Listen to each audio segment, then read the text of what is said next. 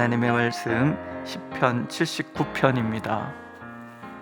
시편 79편 우리 한 목소리로 읽겠습니다. 1절 하나님이여 이방 나라들이 주의 기업의 땅에 들어와서 주의 성전을 더럽히고 예루살렘이 돌무더기가 되게 하였나이다. 그들이 주의 종들의 시체를 공중의 새에게 밥으로 주의 성도들의 육체를 땅의 짐승에게 주며 그들의 피를 예루살렘 사방에 풀같이 흘렸으나 우리는 우리 이웃에게 비방거리가 되며 우리를 에워싼 자에게 조소와 조롱거리가 되었나이다. 여호와여 어느 때까지니까 영원히 노하시리이까 주의 질투가 불붙듯 하시리이까 주를 알지 아니하는 민족들과 주의 이름을 부르지 아니하는 나라들에게 주의 노를 쏟으소서. 그들이 야곱을 삼키고 그의 거처를 황폐하게 함이니이다. 우리 조상들의 죄악을 기억하지 마시고 주의 긍휼로 우리를 속히 영접하소서. 우리가 매우 가련하게 되었나이다. 우리 구원의 하나님이여 주의 이름의 영광스러운 행사를 위하여 우리를 도우시며 주의 이름을 증거하기 위하여 우리를 건지시며 우리 죄를 사하소서. 이방 나라들이 어찌하여 그들의 하나님이 어디 있느냐 말하나이까. 주의 종들이 피 흘림에 대한 복수를 우리의 목전에서 이방 나라에게 보여주소서. 갇힌 자의 탄식을 주의 앞에 이르게 하시며 죽이기로 정하신 자도 주의 크신 능력을 따라 보존하소서. 주여 우리 이웃이 주를 비방한 그 비방을 그들의 품에 7배나 갚으소서. 우리는 주의 백성이요 주의 목장의 양이니 우리는 영원히 주께 감사하며 주의 영예를 대대에 전하리이다. 아멘.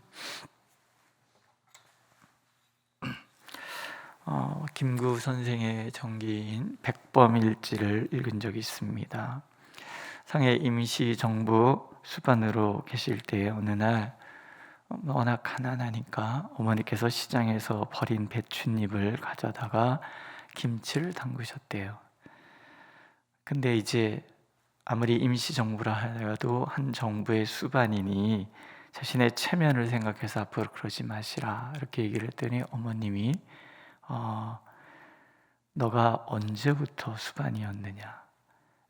우리 백성들이 저렇게 힘들어하는데 수반이 됐다 하여 체면 따지느냐? 그러시면서 매를 드셨다는 거예요. 매를 맞으면서 김구 선생이 뚝뚝 눈물을 흘리니까 어머님이 물으시대. 아파서 우느냐? 아닙니다, 어머니. 어머니의 매를 때리는 손이 예전 같지 않아서 옵니다. 이런 일화가 있어요. 제가 혼자 이런 생각을 했습니다. 성숙한 자녀의 특징은 부모의 마음을 아는 것이다 하는 거죠. 자녀들이 자라면서 철없이 굴던 아이가 어느 날 갑자기 이놈이 어른이 됐네 라는 생각이 부쩍 드신 적이 있으시죠? 저도 그렇더라고요. 다 컸구나. 이제는 말이 통하는구나. 다른 거 아니잖아요? 부모의 마음을 알아요. 부모의 그 마음에 왜 그런지를 알고 행동이 아니라 마음을 보는 눈을 갖고 있을 때 성숙했다 이렇게 얘기하죠. 근데 신앙도 그런 것 같아요. 성숙한 신앙은 하나님의 마음을 아는 것 이런 생각이 듭니다. 오늘 시인이 그런 사람이에요. 이 아삽의 시 묶음은 바벨론 포로 생활 때 지었던 시들이 대부분입니다. 나라가 망하고 민족이 온 세계에 흩어지고 포로로 끌려와서 여러 가지 수모를 당하는 그런 때에 시인이 하나님 앞에 드린 탄식의 시입니다. 그런데 원망은 안 하지 않아요.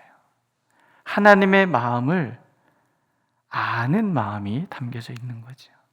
이스라엘의 범죄의 결과 하나님은 이스라엘을 아프게 때리십니다.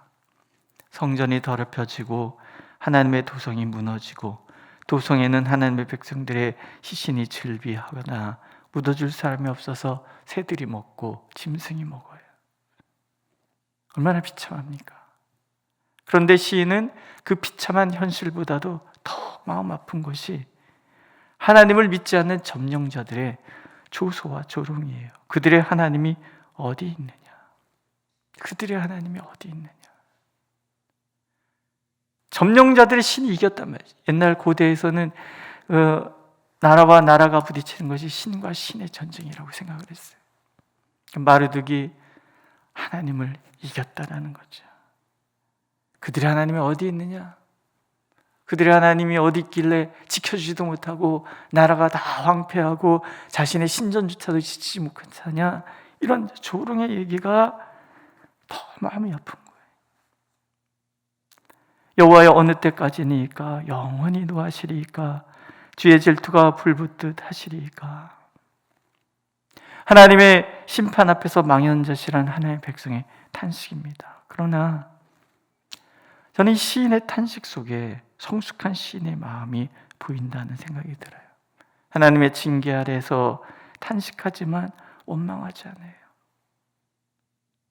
하나님의 긍휼의 마음을 읽는 눈이 이 시인에게 있기 때문에 그렇습니다. 8절 우리 조상들의 죄악을 기억하지 마시고 주의 긍휼로 우리를 속히 영접하소서. 우리가 매우 가련하게 되었나이다.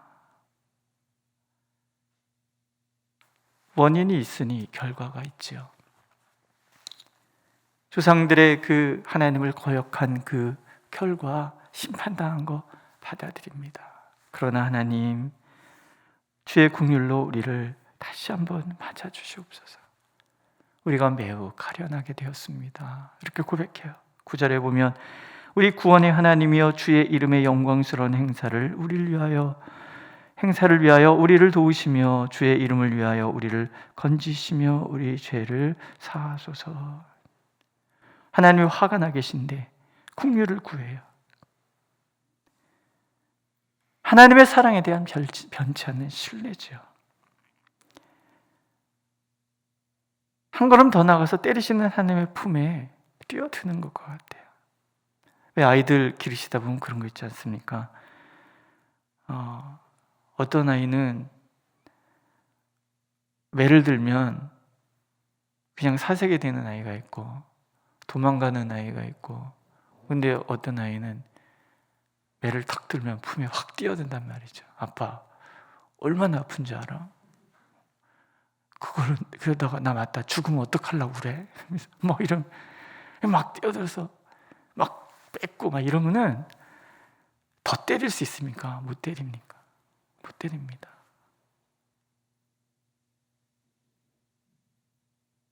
정신 나간 부모 아니고 자식 때리고 마음 편한 부모가 어디 있습니까? 뭐를 어렸을 때는 그게 보이지 않지만 성숙해지면 그게 보인단 말이죠. 시인이 그런 거예요. 열조의 죄 때문에 우리가 심판을 받고 있지만 징계하는 그 하나님의 마음이 본 마음이 아니라는 거죠. 어떤 사람이 이것을 강한 사랑이라고 표현을 해요.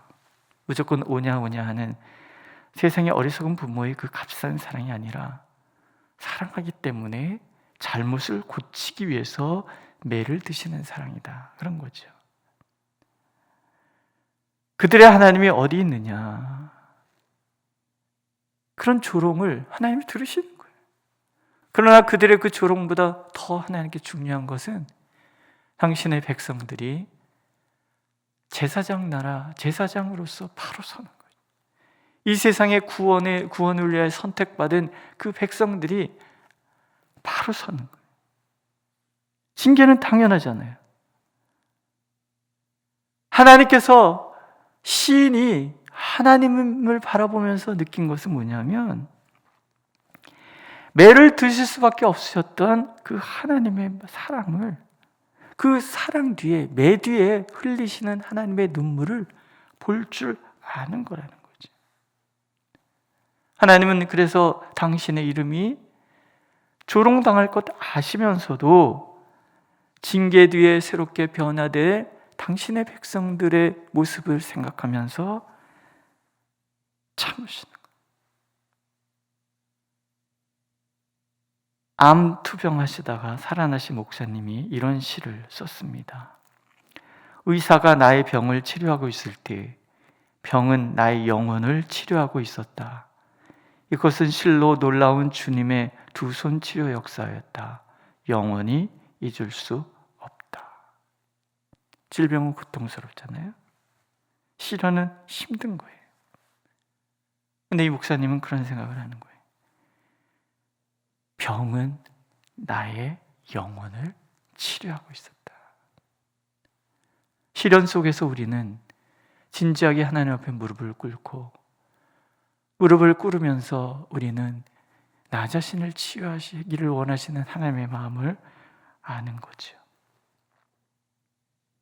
이것을 볼 수 있는 눈이 하나님께 가까운 눈이라는 거예요. 또 하나는 하나님을 신뢰하는 거죠. 시인은 하나님께 열방을 고발하고 있어요. 6절에 보면 주를 알지 않은 민족들과 주의 이름을 부르지 아니하는 나라들에게 주의 눈을 쏟으소서. 그들이 야곱을 삼키고 그 거처를 황폐하게 함이니이다. 10절에 보면 주의 종들이 피 흘림에 대한 복수를 우리 목전에서 이방 나라에게 보여주소서.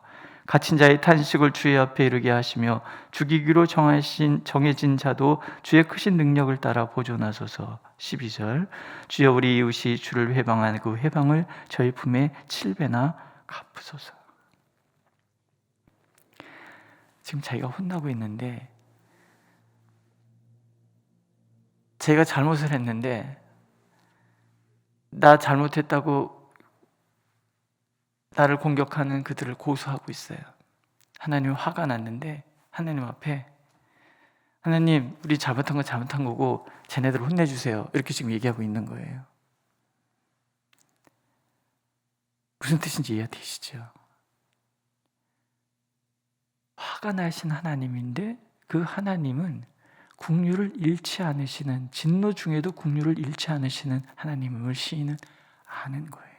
그래서 고발하는 거예요. 주를 회방한 그 회방을 저의 품에 7배나 갚으소서. 지금 시인이 뭐 때문에 화가 났어요? 황폐해지고 심판당하는 거 당연히 우리 잘못했으니까. 근데 더 화가 나는 건 뭐냐면 우리 때문에 하나님이 욕먹고 있는 거예요. 그래서는 안 된다는 거죠. 우리는 우리고 하나님, 그러나 조롱하는 저 입들은 갚으소서. 그들의 회방, 하나님을 회방하는 그 회방을 7배나 갚으소서. 하나님에 대한 분, 하나님에 대해서. 불의한 자들이 큰 소리를 치면서 하나님까지 조롱하지만 그것까지 견디시면서 당신의 백성을 바로 세기를 원하시는 그 하나님의 마음을 이해하고 하나님 앞에 주여 우리 잘못했습니다. 돌이키겠습니다. 그러나 하나님의 명예는 회복하십시옵소서. 이렇게 기도하고 있는 거죠. 예수님께서 십자가에서 돌아가실 때 팔레스타인의 그 뜨거운 태양보다 더 고통스럽고 몸을 찌르는 못과 창과 가시보다 더 주님을 아프게 한 것은 백성들의 조롱이었을 것입니다. 대적들의 비웃음이었을 것입니다. 하지만 주님은 그렇다고 십자가에서 내려오시지 않습니다. 네가 그리스도이거든 내려와, 그럼 우리가 믿어줄게. 안 내려오시는 거예요. 못 내려오시는 거예요. 왜 그래요?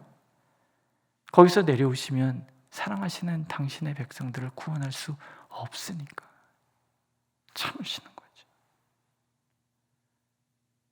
하나님의 징계 앞에서 우리는 하나님의 백성이 성숙되지 못함을 탄식해야 하지요. 우리가 성숙하지 못해서 교회가 비방당하고 하나님께서 모욕을 당한다는 것을 우리는 부끄럽게 생각해야 하는 거예요. 자신의 죄악, 조상의 죄악을 회개해요. 그러면서 하나님의 영예를 다시금 회복하시기를 기도하는 이유는 하나님의 그 마음을 알기 때문인 거죠. 우리는 주의 백성이요 주의 목장의 양이니. 이게 하나님의 품에 뛰어드는 사람의 모습인 거예요. 화를 내시는데 나는 주의 백성입니다. 주의 목장의 양입니다. 아빠, 나 아빠 아들이잖아. 이런 얘기들 뛰어드는 거예요. 탕자의 비유에서도 그렇지 않습니까? 집 나간 아들을 하염없이 기다리시는 거예요. 문 열어놓고 하염없이 기다리시는 그 하나님. 오늘도 하나님, 우리가 하나님의 자녀라는 분명한 의식 속에서, 때로 진노 속에서도, 하나님의 진노 속에서도 하나님의 품 안에 다시 뛰어드는 우리가 되기를 원하십니다. 하나님의 사랑을 알고 그 하나님을 신뢰하기 때문에 신앙의 자리는 하나님의 품 안이고, 성숙의 자리, 회개의 자리는 하나님의 사랑이라는 거죠.